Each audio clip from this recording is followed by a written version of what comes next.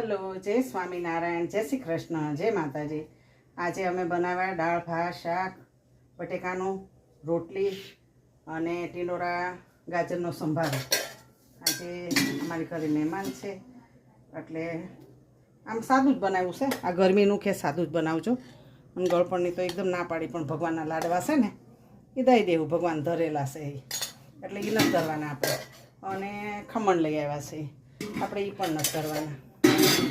દાળ મસ્ત મજાની દાળ. આ તો ધાણા નાખ્યા. બેનને કીધું ધાણા નાખજે. કાલે અમારા બેનને 3 કેકનો ઓર્ડર હતો અને રસોઈ તો અમારી બેન જ બનાવે. એટલે એ કે મમ્મી હું તો ધાણા નાખતા ભૂલી ગઈ.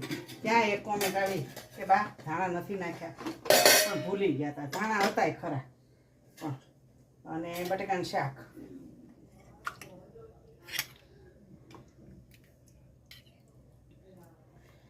બટેકાનું શાક અને સંભારો.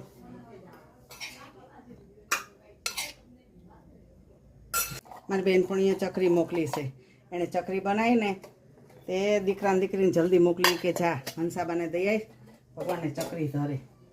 જય મહારાજ. હાલો, જેનું જમો એનું સારું કરજો ભગવાન.